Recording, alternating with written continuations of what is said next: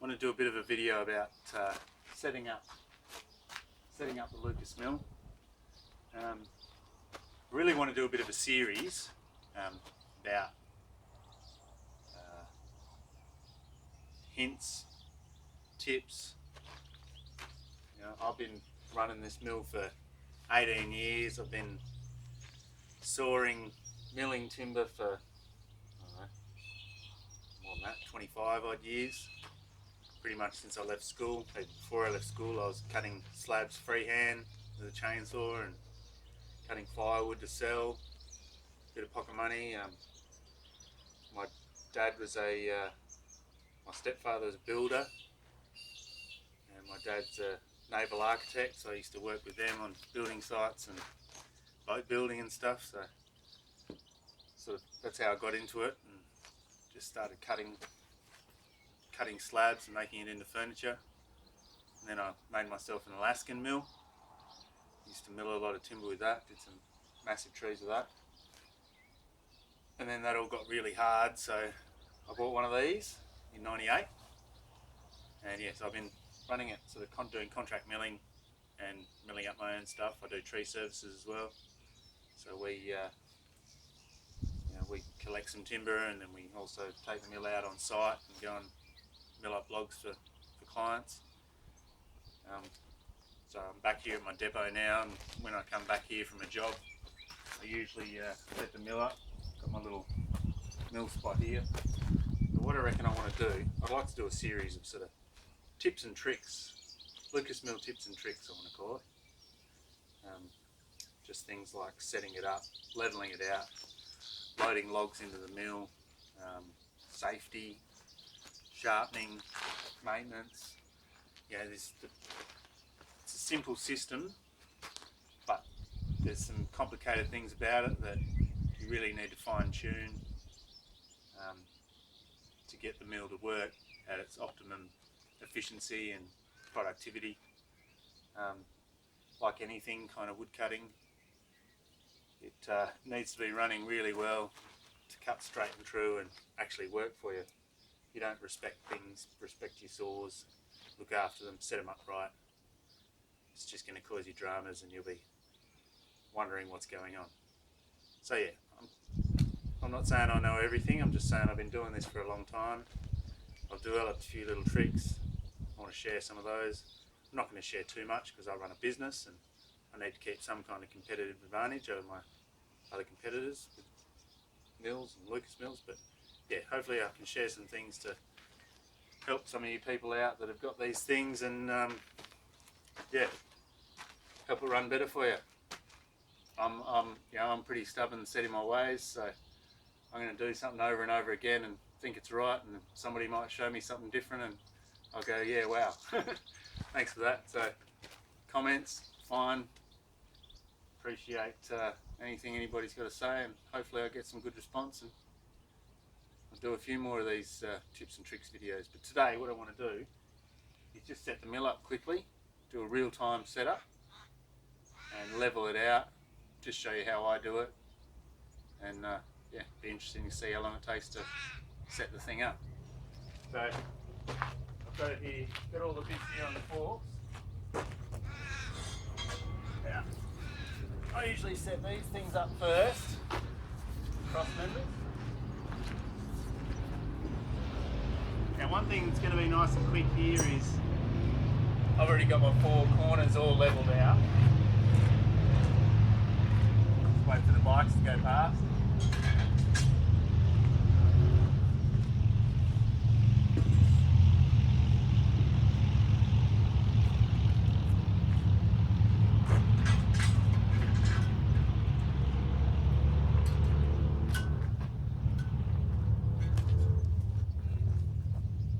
So yeah, this setup's going to be about as simple as it gets, because we're already on level ground.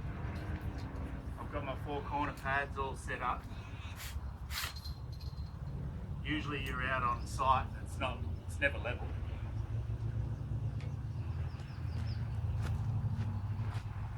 So I've got I found in manufacturing of this thing there was some slight differences from stay post to stay post. So I've put some numbers on mine because I know, I think you can see that, because I know when I set it up, if I put them around different ways, it never quite goes together as straight. So I've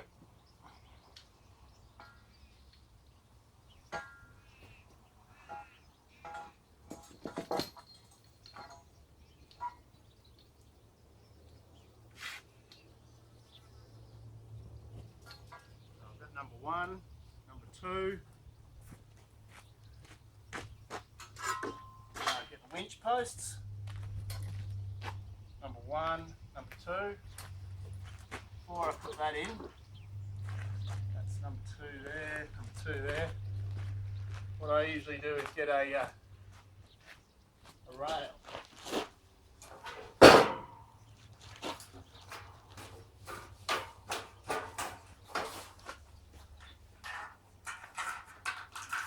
I usually bring a rail in first. Then it'll stand upright. Got some marks here that I use to keep it all nice and square. 500 there.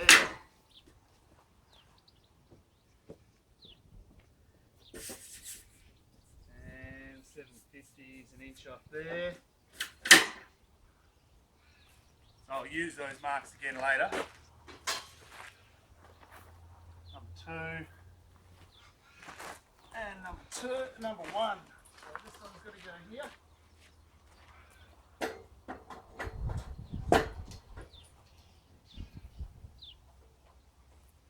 Get the cam locks the right way up. And number 2 is going to go here.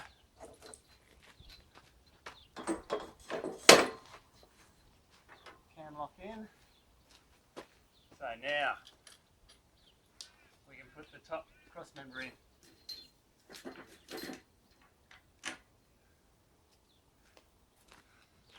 Look after these things.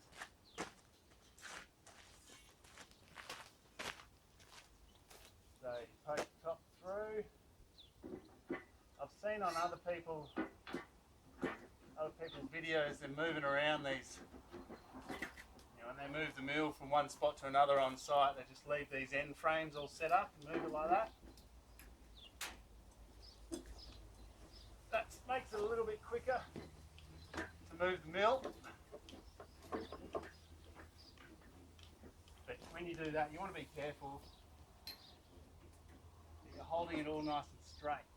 Because the last thing you want to do is twist and bend these end frames. This whole mill works on everything being perfectly square and straight. As soon as you bend something, you're going to have issues. So you've got to sort of be careful with it. Alright, so when I'm setting up the mill, I always start with everything at the bottom. And then you know that to get this hole to line up here, when that's at the bottom, it should line up really easy. Done. Next one.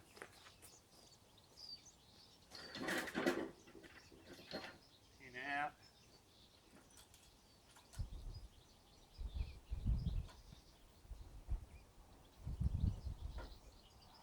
Bit of dirt in there. Hope that's okay. Might actually get that dirt out.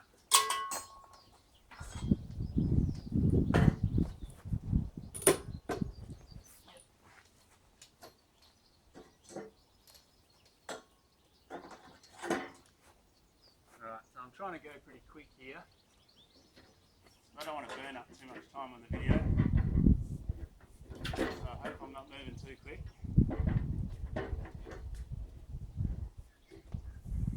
I like to pull down a little bit, pull down and roll it in. Pull down, roll it in.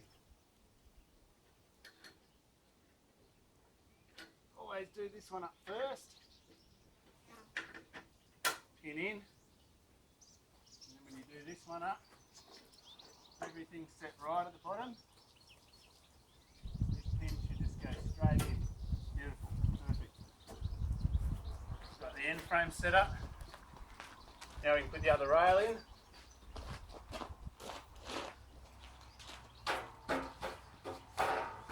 Get to the middle and lift easy.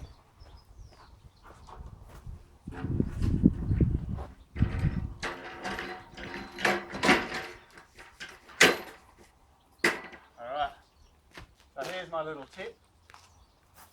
These cam locks, you want to be careful with them. You can break those cam locks easy. So only do the cam lock up when the rail's sitting flat on this ledge here. If you try and do the cam lock up with one rail sitting on the ground, you might have issues, and after a few months or years or whatever, you do that one day and you'll snap off one of these cam locks. They're easy to replace, don't cost much. Lucas Mill sell them. So I've got my 500 mark there with that edge, 500 mark there, slide along 500. So that distance there is the same as that distance there. And then if you get it the same over here, there's my mark there, inch and a half away, there's my mark there.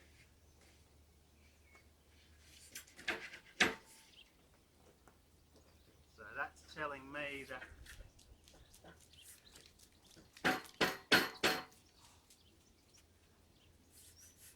three-finger gap there,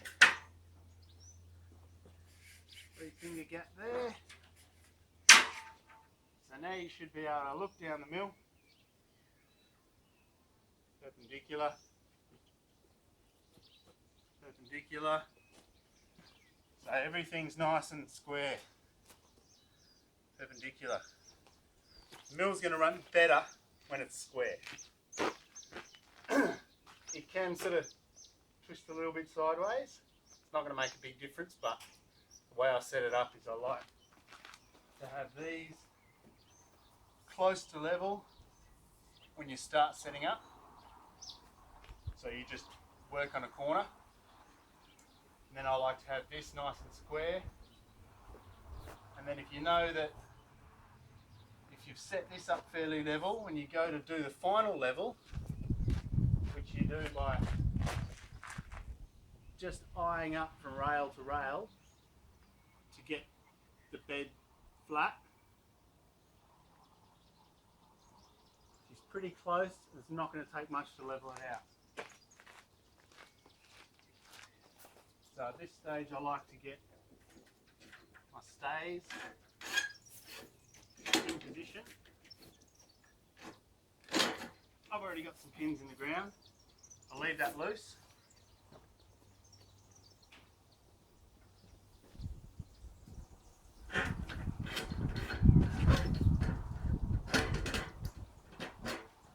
Pin, leave that loose.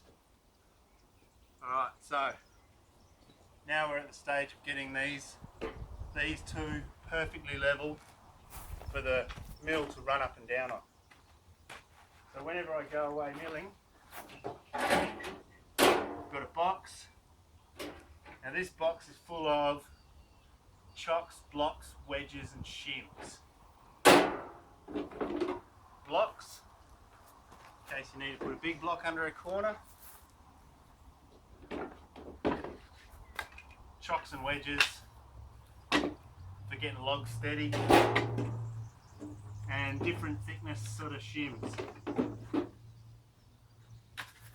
Usually it doesn't take much to get the mill level, so I'm thinking it's going to take one of these, it's at 12 mil or something.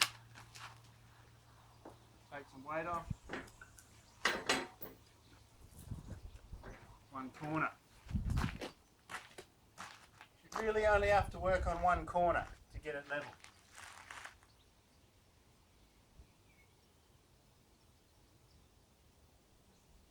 So this corner's still a tiny bit low. So now I'm down to using my 3mm bits of ply. I reckon it's 2 of these.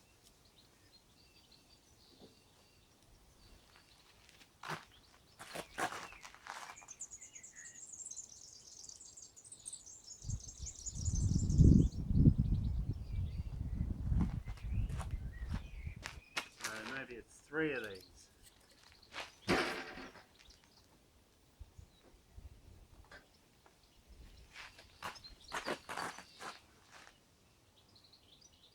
Alright, so that's set up. My 2 rails are perfectly level. So these 2 beds are going to run flat.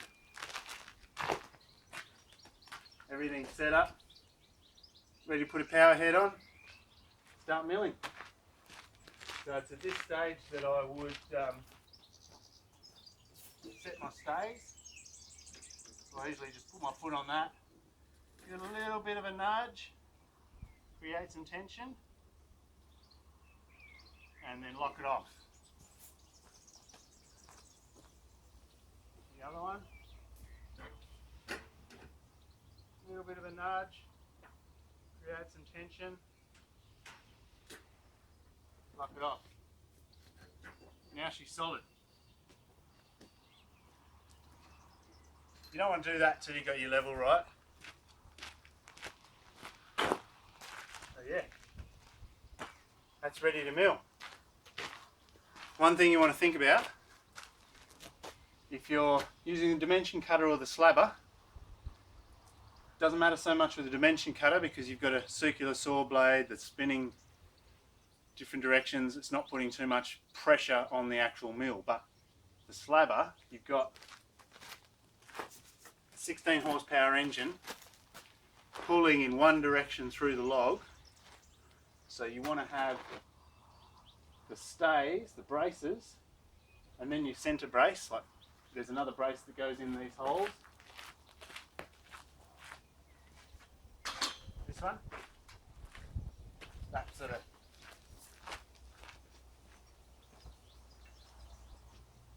the bracket fits on this hole. That goes there. That creates the 3rd stay, creating the triangulation of the force pushing that way. So when you've got your slabber running, you want the tip of the slabber to be pushing against that stay. Whereas if you have it the other way, it's pulling the triangle out of the ground. This way it's pushing the triangle into the ground.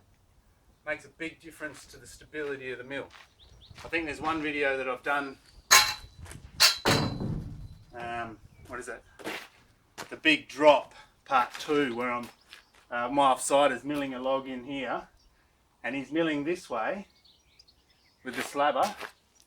So the tip's on this side and the tip's pushing that way, and you can see the mill wobbling around. Makes a big difference if you mill that way and the force is directed into that triangulation. Good tip. Alright, so hopefully there's a few little tips for that. Setting your stays, putting the cam locks on when it's nice and straight. Put your stay post up first, then put your rail in, and then set up your end frames, put your other rail in. Just work on leveling one corner if possible. Sometimes you have to work on one corner too much. You need to work on another just to get it nice and all 4 posts level. Yeah, that's the setup. So yeah, hopefully if people like my sort of instructional style and want to see some more little handy tips, please like it, view it, subscribe, whatever you want to do. And yeah, hopefully I'll see you on the next